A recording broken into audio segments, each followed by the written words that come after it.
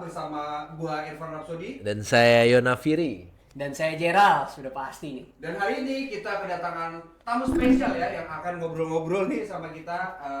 Hari Pembahasan ini, guys, pembahasan daging pokoknya.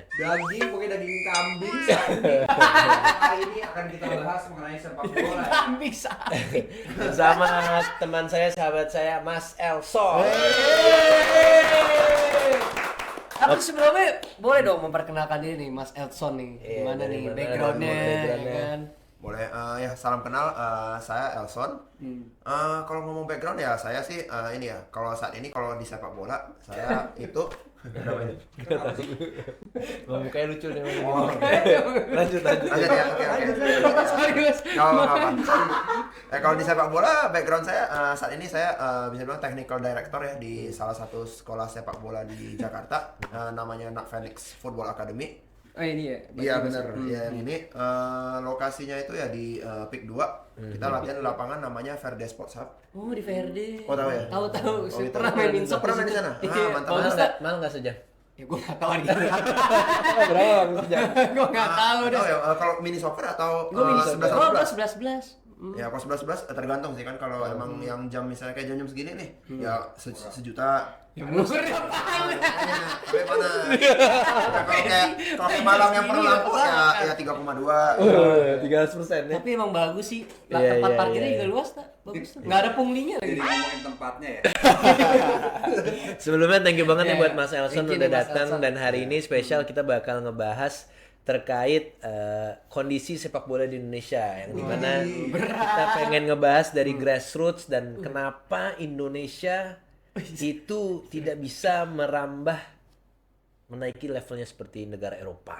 Gitu. Oke, tapi sebelum ke situ, mending kita runtutannya dari ke kondisi sekarang menurut lu gimana nih Mas? Kan kita sebenarnya udah cukup improve ya dengan naturalisasi, kita tahu, dan kita juga ada kesempatan untuk lolos ke Piala Piala Dunia. Dunia juga ya kan, Betul, kualifikasi ronde betul. keempat ya. Iya. Nah kalau menurut tuh gimana nih Mas dengan naturalisasi yang dilakukan oleh pemerintah atau di PSSI sekarang nih? Menurut saya sih kalau emang untuk jangka pendek itu sih bagus ya. Karena pertama ya kan kita kan bisa dapat hasil nih. Kayak hasilnya contoh paling yang mungkin yang menurut saya yang paling mau diincar PSSI itu ranking FIFA. Ya kan? Oke. Nah, kalau ranking FIFA kita naik dan anggaplah bisa masuk top 100. Itu kan kalau dari tim contoh lah kayak tim Eropa, Liga Inggris atau apa kan mereka lihat negara top 100 nih. Masuk dalam hitungan mereka. Gitu kan. Kalau sekarang bisa peringkat ya 100 berapa, 200 berapa ya. Tim-tim yang segitu ya kalau kayak ibaratnya kayak wah, pemain Indonesia mau dilirik biar main di tim besar. Ya tapi peringkat negaranya segitu ya udah langsung dicuekin lah. Gitu kan dari sana kan. Jadi kalau untuk jangka pendek dengan naturalisasi kita bisa masuk Piala Dunia dan lain-lain, kita bisa naikin peringkat itu. Dan naikin peringkat itu dari sana, nah kita bisa melakukan hal yang bermacam-macam ya. Contohnya misalnya eksodus main ke Eropa misalnya, atau yang berharap pemain Indonesia jadi belajar nih, pemain yang main sepak bola yang proper seperti ini, main sepak bola yang bagus seperti ini nih. Nah dari situ kan bisa belajar gitu kan. Gitu. Dan kalau ngomong ini kebetulan juga kan bulan lalu tuh kebetulan saya baru dari Jepang tuh. Nah dari Jepang ini kebetulan banget saya kan ngobrol sama salah satu tim J-League Liga Jepang. Iya. Dan namanya Kashima Antler. Oh, tahu tuh. Pemain Betul. tua di situ tuh. Ada pemain tua kan yang 42 tahun. Ya bukan itu. Ada yang 50 tahun ada. ada tapi bukan Ada, tapi Kashima. bukan di situ ya. Oh, iya, Ada, tapi maaf, itu maaf. benar ada. Si Kazuyoshi Miura. Ya, ada. Iya.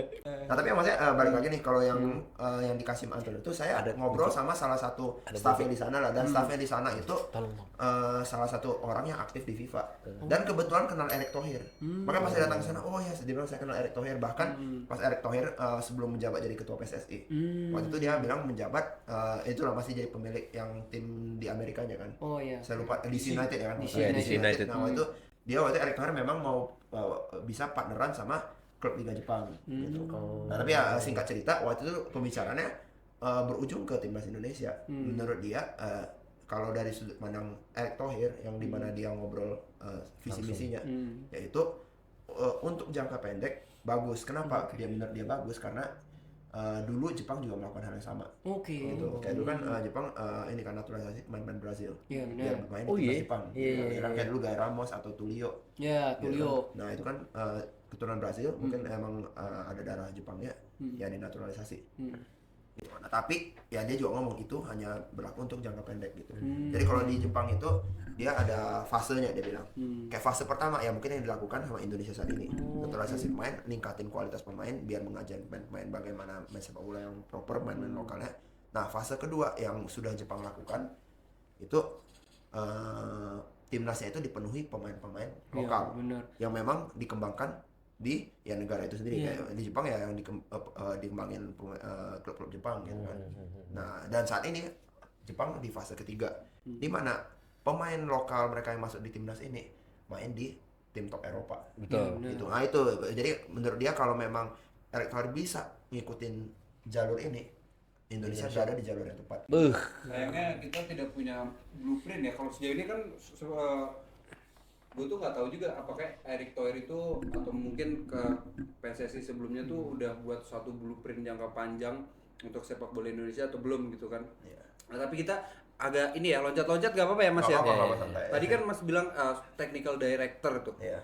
Ini kan saya bingung ini apa nih kerjanya apa sih Oh, technical director iya, itu tuh. Iya. Ya simpelnya sih kalau nggak tahu sih technical director yang kayak misalnya di klub Manchester City atau Arsenal kayak gimana ya. Tapi kalau saya ngomong technical director yang di SSB-nya Mark Phoenix itu simpelnya sih kerjanya bermacam-macam. Nggak saya bisa ngelatih juga. Jadi saya kalau emang ada anak yang perlu dilatih, saya bakal latih. Nah terus tapi kerjaan lainnya selain ngelatih yang non teknis itu yang misalnya kayak mencari kompetisi gitu. Karena ya anak-anak yang latihan ini kan perlu kompetisi. Ya kalau di mereka nggak tanding cuma latihan dong ya gimana majunya gitu. Nah terus yang kedua yaitu selain cari kompetisi ya kayak mengatur ngatur jadwal latihan. Kan misalnya lapangan ini bisa dipakai hari ini jam segini. Jam segini. Nah itu gitu kan. Nah, saya juga Teknis lah ya. betul saya juga ngurus finansial SSB-nya juga saya urus gitu. Terus nanti pelatihnya gitu kan bisa tolong coach ini hari ini nanti hari Minggu tanggal sekian ada tanding di sini tolong pegang timnya. Nah itu juga saya urus. Oke. Itu dari umur berapa sih maksudnya yang di NAC ini ya? Itu KU ya? Apa sih sebutannya kelompok umur kan ya? Kelompok umur dari rentang umur berapa sampai berapa sih kalau di SSB yang sekarang Mas tangani? Kalau umurnya sih kalau yang kita sih pegang umur berapapun kita pegang. Tapi kalau yang ada saat ini tuh yang paling kecil itu 4 tahun. 4 tahun. Dan paling besar saat ini tuh mungkin ada yang saya bilang paling tuanya kalau peserta latihannya 17 tahun. Tapi kalau untuk yang ikut pertandingan paling tuanya 15 tahun gitu, yang kelahiran 2010.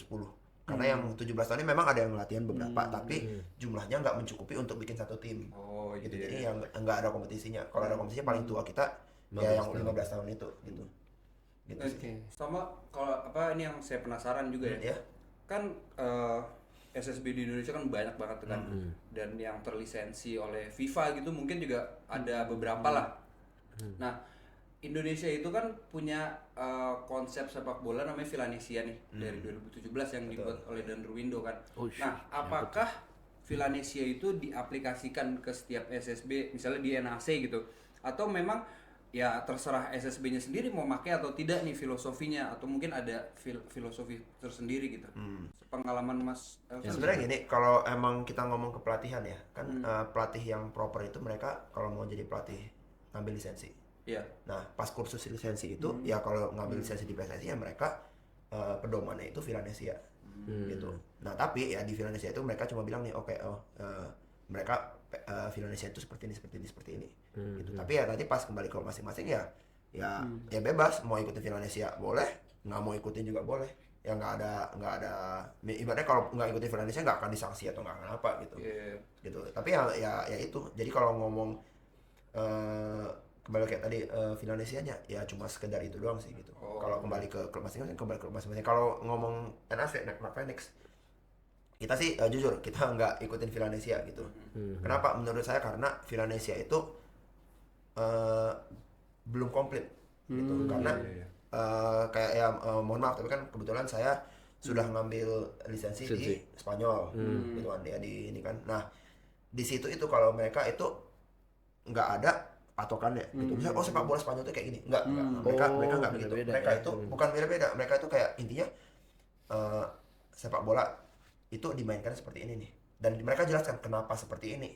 Nah kalau nggak seperti ini apa yang akan terjadi gitu. Jadi dari sana itu semua pelatih itu mikir, dan dari mikir situ mereka ya bakal ngembangin filosofinya sendiri sesuai dengan ya lingkungannya gitu.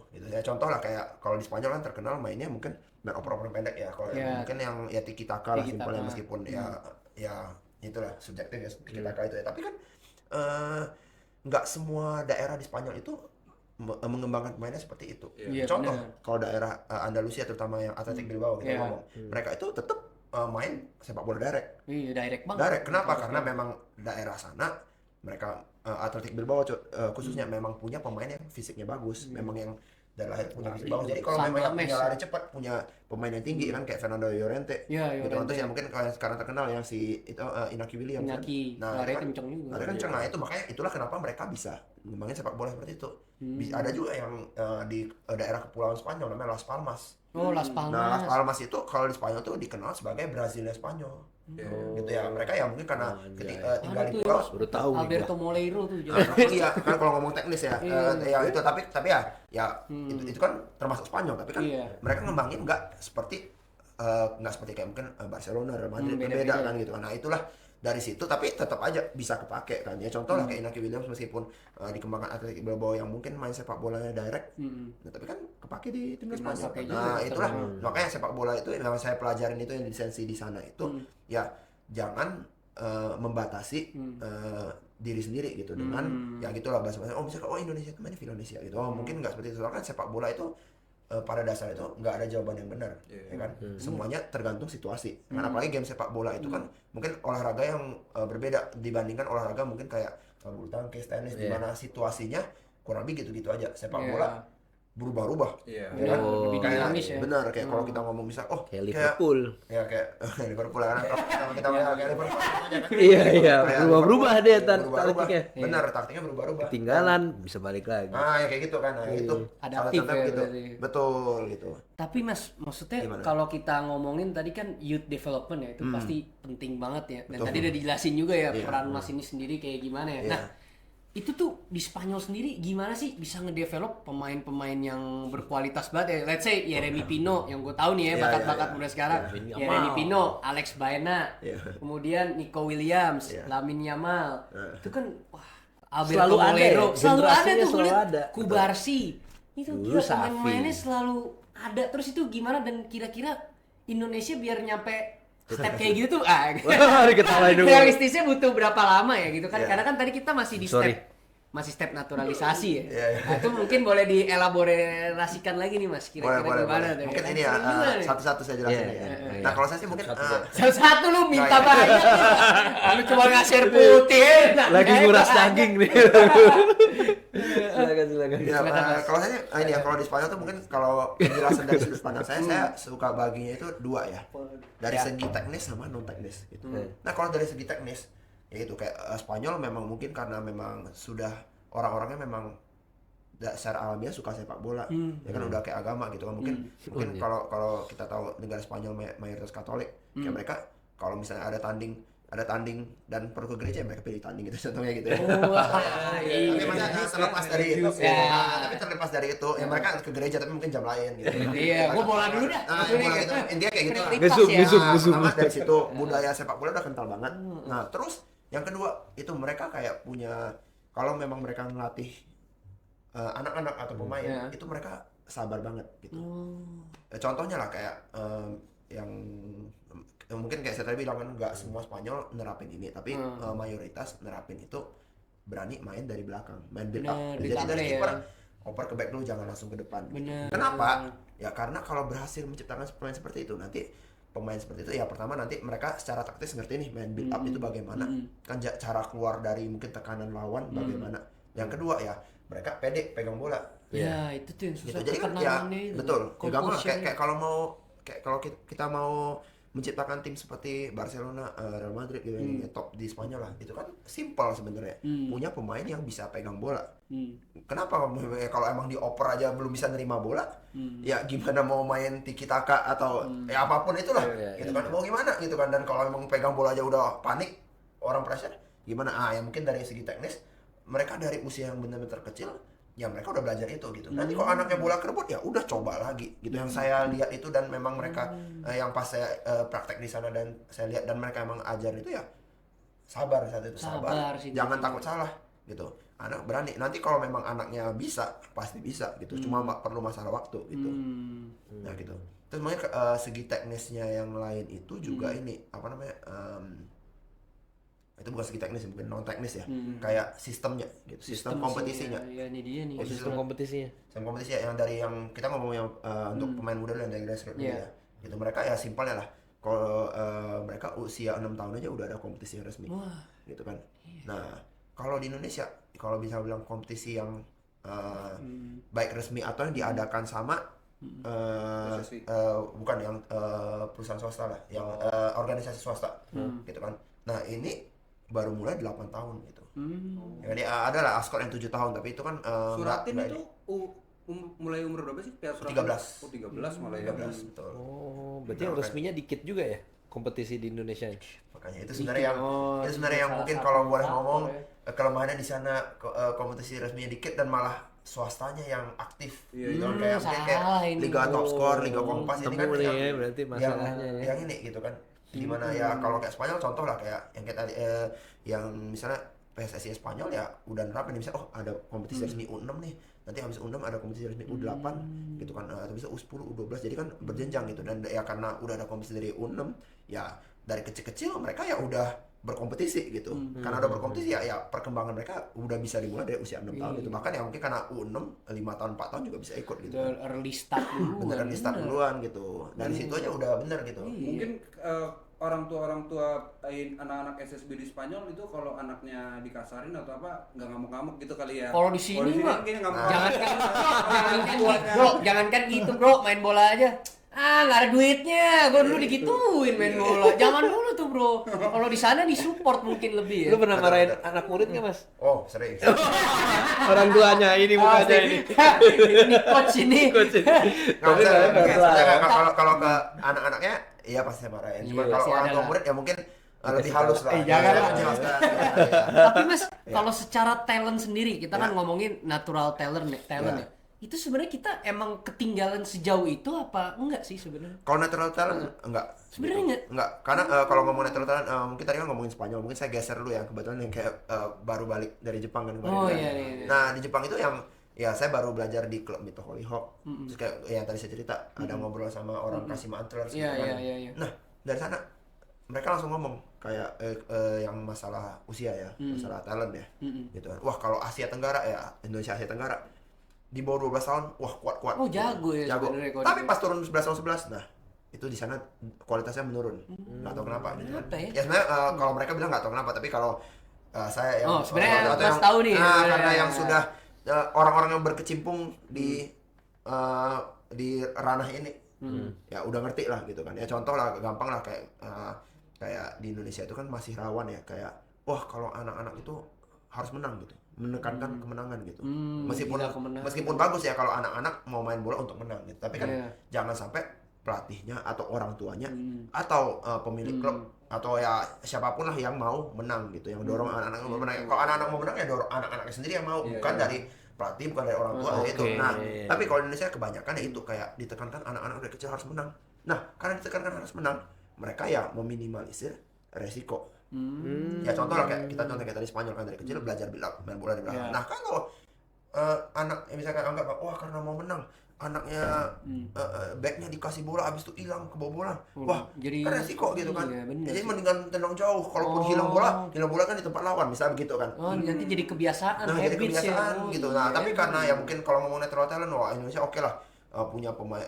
Kalau ngomong natural talent Indonesia punya banyak pemain skill set yang larinya cepat, ya kan. Terus mungkin itulah yang kalau tipe-tipe winger lah yang kayak wah lari oper jauh kenceng, bisa kontrol bola kenceng, itu habis itu ya bisa golin gitu kan. Nah tapi kelemahannya ya nanti itu kan, nanti kalau udah 11 lawan 11 di mana yang lapangannya udah luas, suruh build up pusing pala nggak pusing. Dan kalau long ball terus pun capek 50-50. Kalau orang yang memang nggak contoh lah misalnya kayak kalau kita misalnya Jepang ya gitu. Nah kan karena dari kecil mereka bina biar anaknya bisa main bola dengan teknik yang benar dulu sebelum makanya tanpa memikirkan tanpa mementingkan kemenangan. Ya mereka ya di bawah 12 tahun ini ya mereka ya ibaratnya ya bener-bener pembelajaran dulu. Nanti pas usia 13 tahun di mana mereka udah turun 11 mereka ibaratnya disuruh ngapain aja sama bola udah bisa, ya udah gampang, mereka tinggal masukin taktik gitu. Karena ya kalau mau taktiknya berjalan kan gampangnya perlu pemain yang bisa memainkan bola. Yang disuruh ngapain sama bola bisa, suruh crossing bisa, basicnya ya udah kan? dapet dia. Betul, yang kalau emang main long ball bisa kontrol bola dengan bener, atau nanti misalnya kalau main short pass dalam situasi yang Tekanan, ditekan dalam tekanan tinggi, mereka cara ngeluarin bolanya kayak gimana kan sudah tahu gitu. Nah kalau ngomong Indonesia mungkin ini nih kalau banyak yang masih belum menerapkan ini gitu. Jadi ya ujung-ujungnya karena mau menang ya udahlah, kasih pemain yang cepat jago, ya kasih bola ke depan nanti nendang gitu kan. Toh kiper lawan juga mungkin masih kecil kan, masih belum pengalaman atau apa, ya kemungkinan kebobolannya kan gede gitu kan. Mendingan begitu kan, atau orang punya pemain yang punya shoot kenceng, ya udah kasih bola ke dia, nanti shoot kenceng, nanti udah langsung tembak. Tapi kan ujung-ujungnya kan banyak pembelajaran yang terlewatkan, yang di skip gitu kan. Nah itu sih mungkin kalau ngomong ini yang dan jadi sampai faktor sekarang lain. pun dari dulu kita lihat memang kalau ke timnas senior pun memang kita punya pelari yang cepat itu. Cuman ya itu long ball yang penting dia main sendiri atau gimana gitu kan. betul. Mungkin memang dari kecilnya tuul seperti itu yang dijelaskan Mas Alson tadi tuh. Iya Tapi benar. untuk Atau ada hal lain nggak kira-kira yang ngebuat pemain Indonesia suka long ball? Sebenarnya satu sih pasti yang menurut saya iya ya. Biasanya nggak dilawan. Iya. Biasanya nggak lanjut Ya, lagi. atau mungkin ini, ternyata Mas, ada maksudnya training regimennya tuh beda apa sebenarnya sama, apa beda jauh gitu Mas? Kan Mas Elson udah berpengalaman nih melihat sendiri di Spanyol, di Jepang, di Indonesia. Itu Ajax juga ada kemarin iya, Ajax. di Ajax menu latihannya itu beda jauh apa enggak sih Mas sebenarnya? sebenarnya sih menu latihan kalau kayak ngomong drill segala macam sih nggak beda jauh. Tapi yang membedakan ini bagaimana pelatihnya melatih anak-anaknya, bagaimana mereka nyampein atau membuat drill yang membuat pemainnya itu mengeluarkan suatu momen-momen atau aksi-aksi yang memang pelatihnya harapkan gitu, tanpa disuruh. Iya. Karena kan ada bilang misalnya kamu harus long ball gitu. Nah kalau yang menurut saya yang bagus itu jangan disuruh, bikin pemainnya mikir kalau long ball apa yang akan terjadi, bagus nggak? Kalau dia long ball hilang bola, kok long ball hilang bola, mau kasih bola ke lawan. Nah mau main bola hilang terus nggak? Nah, kalau mau ya udah terserah lu lah, mungkin emang nggak mau berkembang kan. Ya kalau emang tahu apa yang harus dilakukan. Nah menurut saya pribadi ini yang emang kalau secara metodologi pelatihan yang memang harus diterapkan gitu ke pemain-pemain Indonesia. Karena pemain Indonesia itu secara alamiah dia punya lari yang cepat. Kita tuh dari U16, U17 sampai U21 deh. Itu pasti berprestasi terus tuh timnasnya ya terutama ya. Tapi kalau udah masuk U23, masuk timnas senior deh. Itu langsung melorot biasanya tuh. Apalagi ketika Performa pemain iya individu. performa pemainnya gitu. Apalagi ketika misalnya habis dari U23 atau U21 mereka sudah masuk klub profesional. Giliran dipanggil masuk timnas malah jadi menurun. Nah itu tuh kira-kira faktor apa sih? Apa kalau kurangin nasionalisme sih kayaknya enggak juga ya. Mungkin apa ya gitu. Ya, Kalau pendapat patriotisme Indonesia mah tinggi ya. iya makanya Iya, itu yang tinggi. dari dulu kan kita gitu terus kan. Kalau itu masalah ini ya mungkin kembali lagi ke non teknis dan non teknis tadi ya gitu ya. Kalau saya mungkin ngomongnya sekarang non teknis dulu deh. Dan non teknis itu di Indonesia itu yang jeleknya itu sistemnya itu semakin anak-anak usianya naik kompetisi semakin sedikit. Karena saya bilang tadi kalau memang anak-anak mau berkembang itu harus main. Ya kalau udah usia 16 ya itu kompetisinya di mana sih? Paling cuma suratin atau askot. Ya kan? Nah, yang nggak ada yang lain gitu. Dan itu pun nggak tahu diadakannya kapan. Kalau yang bagus itu kan kayak kita contoh lah kayak di Spanyol gitu kan. Moodnya direktur. Itu kan, tiap minggu itu ada pertandingan. Iya. Jadi tiap minggu. Jadi anak-anak itu ya ibaratnya mereka dibiasakan untuk bermain dengan tempo permainan pemain profesional, di mana pemain profesional hampir setiap minggu main kan. Gitu. Dari situlah anak-anak berkembang. Gitu. Tapi kalau kita kayak ibaratnya kayak suratin mungkin cuma setahun sekali. Terus mungkin kalau ngomong Liga Ascot nggak tahu kapan gitu kan, mungkin ya ada, tapi itu pun cuma berjalan beberapa bulan. Mungkin ya kalau bisa berjalan 6 bulan bagus, dimana kalau ngomong Spanyol itu kan berjalan 1 musim 10 bulan ya kan, itu kan lain gitu Tiap kan. minggu main terus ya. Tiap minggu main terus. Ini yang ini kalau banyak liga salah satu liga sekarang apa liga jalan, tapi ya mungkin 2 minggu sekali gitu kan. Iya, Ada yang mungkin seminggu sekali, tapi kan ada itu masalah lagi, masalah jam bermain atau apa kan, mungkin jangka waktu mainnya nggak panjang kan atau apa, mungkin mau hemat sewa lapangan atau apa saya nggak tahu, tapi ya Nah, balik lagi. betul, tapi ya itulah yang membuat kenapa ya mungkin usia 16 sampai 21 berprestasi, yang di situ nggak berprestasi karena pertama ya kompetisinya berkurang gitu. Iya. Oke, tadi kan kita udah ngebahas dari kenapa pemain Indonesia nih belum bisa berkembang dan masih perkembangannya masih stall. Dan mungkin dari pertanyaan terakhir saya mau minta nih Mas, harapan buat apa tadi? Harapan apa? Harapan untuk Lupa. anak muda Indonesia gitu yang memutuskan untuk menjadi pemain bola profesional tuh. Apa sih kira-kira harapan, pesan dan inilah pesan-pesan juga lah. Iya, pesan-pesan. Ya kalau dari saya simple aja. Pertama ya terus latihan, rajin latihan, terus belajar ya kan, karena sepak bola itu kan terus berkembang ya. Betul. Gitu. Jadi ya kalau memang mau tambah jago, udah pasti harus update ilmunya. Gitu. Jadi ya terus belajar, dan kalau bisa belajar ke luar negeri lakukan, karena ya kita harus tahu ya posisi kita sendiri, kita harus sadar diri kita masih rendah banget levelnya. Jadi kalau memang ada kesempatan untuk belajar sepak bola di negara yang lebih bagus, lakukan. Tapi kalau nggak apa-apa, yang penting terus belajar, jangan pernah sombong, merasa diri sendiri udah jago, terus berusaha, terus belajar biar terus update skillnya. Itu sih kalau dari saya. Dan Mantap. juga perbanyak kompetisi ini ya, kelompok umur ya, kalau mungkin boleh saran Iya. federasi. Itu penting banget. Penting. sangat ya. penting. Kalau misalnya kayak Spanyol seminggu sekali itu lebih enak lah. Jadi jiwa kompetisinya tuh sudah terbangun dari usia dini. Walaupun hadiahnya bukan duit ya Mas ya. Iya benar. Ya, Benar. jersey Kalau di gitu. sana ya kalau ngomong gitu kan. Experience, bro. Pengalaman. Pengalaman. Oke, mungkin itu aja atau mungkin ada tambahan? Tidak Sudah, ada. itu saja. Itu aja. Sampai jumpa lagi di episode berikutnya. Terima kasih Mas. Terima kasih, Mas. Sama-sama. Sampai jumpa lagi di Sampai waktu jumpa. berikutnya.